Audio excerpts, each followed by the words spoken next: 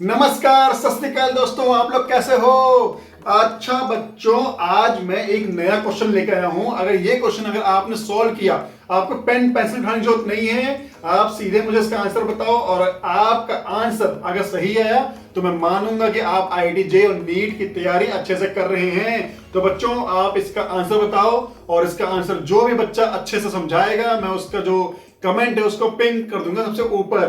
तो चलो बच्चों, मैं सॉल्व करता हूं, आप लोग भी वीडियो पॉज करके क्वेश्चन को सॉल्व करो। तो क्वेश्चन बोलता है a force F1 acts on a particle so as to accelerate it from rest to velocity v.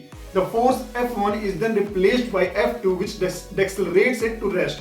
अब उसके बाद बहुत सारे क्वेश्चन पूछे हैं। तो लेट्स से एक पार्टिकल है, ठीक है, पार्टिकल है P। इस पार्टिकल पे एक फोर्स लगा F1, ठीक है बच्चों। अगर ये फोर्स लगा F1 तो इसका क्या मतलब है बच्चों कि ये एक्सेलरेट करेगा, ये है ना बच्चों। ये क्या करेगा? ये करेगा एक्सेलरेट, क्योंकि फोर्स लगा है। अगर फोर्स लग रहा है पार्टिकल पे तो ये एक्सेलरेट करेगा, और जैसे ही एक्सेलरेट करेगा इसकी वेलोसिटी चेंज होगी। यहां पे ये रेस्ट है और उसके बाद यहां पे पार्टिकल आ जाता है, ठीक है बच्चों, और इस पे फोर्स F1 लग रहा है और इसकी वेलोसिटी v हो गई है, ठीक है बच्चों। तो यहाँ पे वेलोसिटी v मैं लिख देता हूं। यहाँ पे मैं पेन बच्चों इसलिए उठा रहा हूं सो दैट मैं आपको समझा सकूं, ठीक है। यहाँ पे वेलोसिटी v हो गई है पार्टिकल की, और अभी भी एक्सेलरेशन a यहाँ पे है। अब उसके बाद अब जब जैसे इसकी वेलोसिटी v हो गई है, यहाँ पे हमने F1 को हटा दिया है। अब समझिए, यहाँ पे अब एक कंडीशन में यहाँ पे F1 हटा दिया है। तो जैसे ही मैंने F1 हटा दिया है, मतलब यहाँ पे, ठीक है बच्चों, यहाँ पे मैंने F1 हटा दिया है, और लेट्स कंसीडर कि यहाँ पे फिर से वेलोसिटी v है, बट अब की बार कोई फोर्स नहीं है, और कोई फोर्स नहीं है तो कोई एक्सेलरेशन नहीं है। तो इसका मतलब है ये वेलोसिटी v से आगे चलता जाएगा अगर हम कोई फोर्स ना लगाएं। लेकिन अभी कह रहे हैं कि एक फोर्स F2 लगाओ, जो इसकी वेलोसिटी को v से फिर से जीरो कर दे। तो बच्चों, अगर हमें एक्सेलरेशन लगाना है और उसकी वेलोसिटी घटानी है तो हमें वेलोसिटी के अपोजिट डायरेक्शन में एक्सेलरेशन देना पड़ेगा। तो ठीक है बच्चों, ये इसकी वेलोसिटी का डायरेक्शन है ना। तो हमें एक्सेलरेशन का डायरेक्शन ये वाला देना पड़ेगा, और हमें अगर एक्सेलरेशन का डायरेक्शन ये देना पड़ेगा, ठीक है ना। तो फिर इसका क्या मतलब है बच्चों कि इसका ये मतलब है कि यहां पे हमें एक एक्सेलरेशन वेक्टर a है, तो ये -a वेक्टर देना पड़ेगा। तो अगर हम जैसे ही -a वेक्टर देंगे, है ना, तो इसकी जो वेलोसिटी है वो धीरे धीरे वेलोसिटी v से एक पर्टिकुलर पॉइंट पे यहाँ पे इसकी ये फिर से रेस्ट पे आ जाएगा, इसकी वेलोसिटी जीरो हो जाएगी, है ना बच्चों। और यहाँ पे अभी भी एक्सेलरेशन लग रहा होगा, ठीक है। यहाँ पे लेट्स कंसीडर अभी भी एक्सेलरेशन लग रहा है ना, क्योंकि अब मानते हैं कि जैसे ही वापस रेस्ट पे आ गया है कि हमने यहाँ पे फोर्स लगाना बंद कर दिया है। तो बच्चों, अभी पूछा है कि जो F1 है और यहाँ F2 है, अभी एक्सेलरेशन है, तो बच्चों यहाँ पे हम फोर्स लिखेंगे, यहाँ पे इस डायरेक्शन पे हमें फोर्स लिखेंगे -F2, क्योंकि एक्सेलरेशन इस बार इक्वल है बट अपोजिट डायरेक्शन में है। तो यहाँ पे फोर्स लगेगा -F1 वेक्टर, ठीक है बच्चों। सो ये लगेगा -F1 वेक्टर। अभी पूछा है the force F1 is then replaced by force F2 which decelerates it to rest.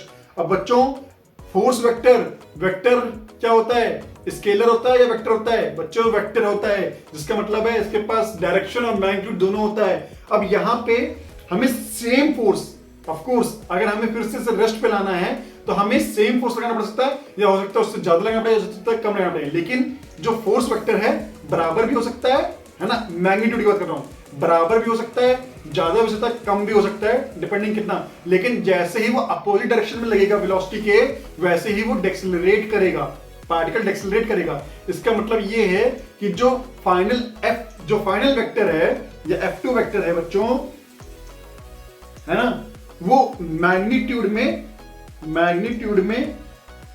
है ना बच्चों।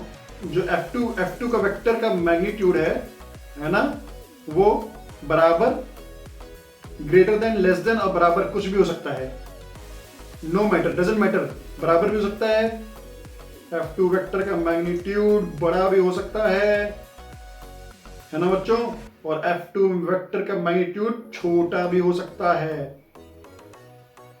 ठीक है बच्चों, समझ में आ रहा है ना। लेकिन बच्चों एक चीज समझिए, F2 वेक्टर का जो मैग्नीट्यूड है वो हमेशा F1 वेक्टर के अपोजिट डायरेक्शन में ही रहेगा, तभी वेलोसिटी उसकी डिक्रीज होगी। अगर अदरवाइज उसकी वेलोसिटी डिक्रीज नहीं होगी। अगर F2 वेक्टर का कोई भी कंपोनेंट उसके अपोजिट डायरेक्शन में नहीं है तो वेलोसिटी जीरो नहीं होगी।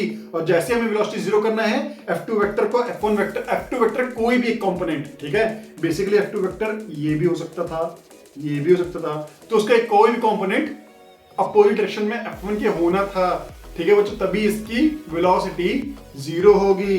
तो इसका क्या मतलब है बच्चों कि F1 must be unequal to F2, क्योंकि भैया मैग्नीट्यूड से मतलब नहीं है, डायरेक्शन से भी मतलब है। तो F2 वेक्टर का डायरेक्शन F1 वेक्टर के डायरेक्शन से हमेशा अपोजिट ही होगा, कोई ना कोई कंपोनेंट अपोजिट होगा, और तभी बच्चों क्या होगा, वेलोसिटी जीरो होगी। तो आंसर आता है सी।